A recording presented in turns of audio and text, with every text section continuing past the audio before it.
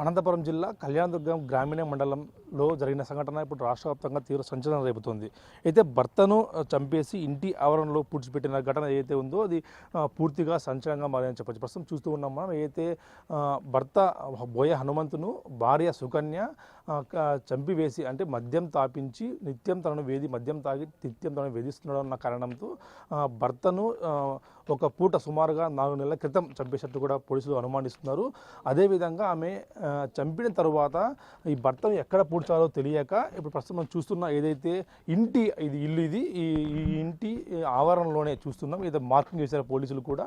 ఆ మార్కింగ్ దగ్గర అయితే బండరాళ్ళు ఉన్నాయో ఆ బండరాళ్ళ దగ్గరే ప్రస్తుతం అతన్ని పూడ్చివేసిన పరిస్థితి మనకు కనిపిస్తుంది. ఇక బండరాళ్ళు ఎక్కడైతే ఉన్నాయో 2 వరుసలు, ఆ 2 వరుసల్లోనే ఆ వ్యక్తిని పూడ్చినట్లు కూడా పోలీసులు భావిస్తున్నారు. మరి కాసేపట్లోనే ఈ బాడీని బయటకు తీసి పోస్ట్ మార్టం నిర్వహించేందుకు పోలీసులు సమాయత్తమవుతున్నారు. అయితే సుమారుగా 4 నెలలు కావడంతో బాడీ స్కెల్టర్ మాత్రం మిగిలి ఉండే అవకాశం కనిపిస్తోంది. ఎముకలు మిగిలి ఉండే అవకాశం ఉంటుందంటూ కూడా పోలీసులు భావిస్తున్నారు. ప్రస్తుతం అసలు ఈ విషయంలో ఏం జరిగింది, తన తండ్రిని చివరిసారిగా ఎప్పుడు చూశాడు అన్న విషయాలు మనతో మాట్లాడేందుకు ఏదైతే బోయ హనుమంతు సుకన్య దంపతుల కుమారుడు సందీప్ ప్రస్తుతం మనతో ఉన్నాడు. సందీప్, లాస్ట్ మీ నాన్నని ఎప్పుడు చూసావు నువ్వు? దసరా పండుగ కూడా చూసినాను సార్. మళ్ళీ అప్పటి నుంచి ఎప్పుడు చూడలేదు ఇంకా? చూడలే. మీ నాన్న ఏం పని చేస్తాడు? ఇప్పుడు ఇంటికి వస్తూ ఉండేవాడా? వస్తుంటాడు, గొర్రెలా పోతుంటాడు. వస్తుంటే వేరే అమ్మాయిని తోలిపోయినాడు అది ఇది అని అంటే ఎవరు చెప్పారు నీకు ఇదంతా?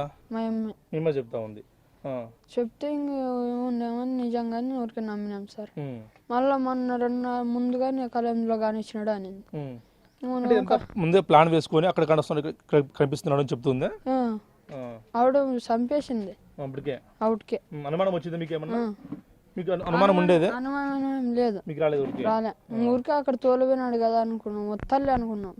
అంటే మామూలుగా అప్పుడప్పుడు ఇంటికి వస్తూ పోతూ ఉండేవాడా? ఇంటికి వస్తున్నాడు పోతున్నాడు అనింది ఆమె.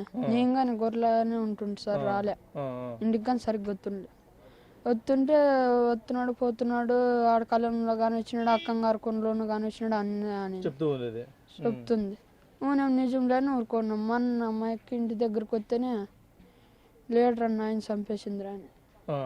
చంపేసిందంటేనే ఆడ చంపేసింది అంటే ఈడే చంపేసింది ఇంట్లోనే చూపించింది. ఇంట్లో చంపేసి ఇడికి ఉంచిందని కూర్చుందంటేనే ఇంకా వెంటనే పోయి మా అత్త నేను పోయి మా పెద్దకి చెప్పేసి. మీ నాన్న చనిపోయాడని తెలిసినప్పుడు నీ బాధ అంటే కళ్ళల్లో ఇప్పుడు కూడా ఏడుస్తుందో తెలుస్తుంది. అంటే అప్పుడు ఎలా అనిపించింది మీకు? మీ అమ్మ ఎలా చేస్తుందని ముందు ఊహించావా లేదంటే? మా అమ్మ ఆవిడ కొడుతుండే సార్. కొడుతుంటే మా అమ్మ ఈ పని చేసినదని నాకేం డౌట్ వచ్చింది. ఇట్లా తెలుకోకున్నాడు ఏంటి ముందు పెట్టాలని ఇంకేం చేయలేదు సార్. ఎంత నీ వయసు ఎంత ఇప్పుడు? 14 ఏళ్ళు. నువ్వు స్కూల్కి వెళ్ళవా? పోయినాను సార్.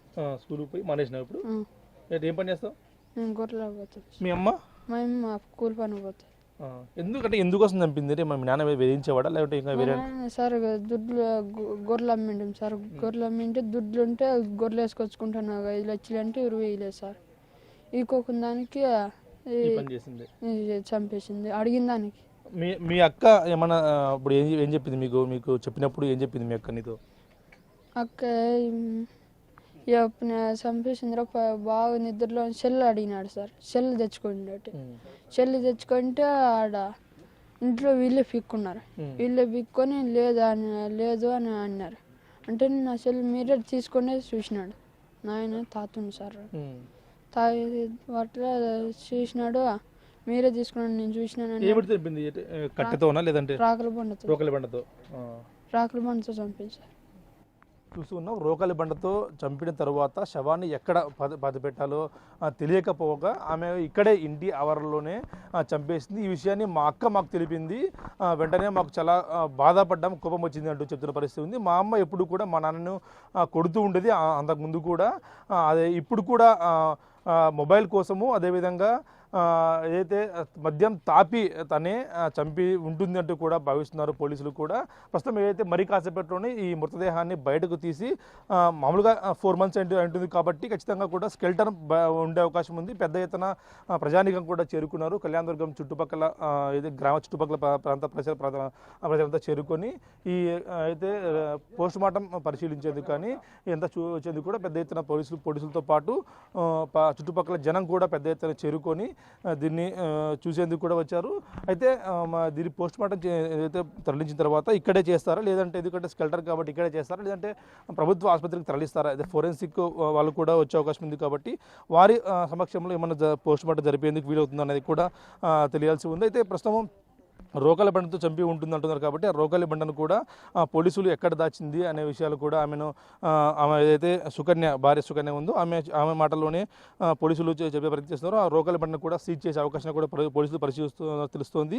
అయితే ఇందులో ఒకరే పాల్గొంటారు, మీలో వారు ఎవరైనా ఉన్నారా? ఎందుకంటే ఒకతే ఇంత దారుణ ఘటన చేసేందుకు కూడా ఎవరికి రాదు కాబట్టి మరొక వ్యక్తి ఎవరైనా ఉన్నారా అనేది కూడా పోలీసులు దర్యాప్తు చేస్తున్న పరిస్థితి ఉంది. ఏది ఏమైనా సరే రాష్ట్ర వ్యాప్తంగా సంచలనం రేపిన ఘటనలో మరి కాసేపట్లోనే ఈ పోస్ట్ మార్టం బయటకు తీసి పోస్ట్ మార్టం ద్వారా మరిన్ని విషయాలు రాబట్టే అవకాశం ఉందంటూ కూడా పోలీసులు భావిస్తున్నారు.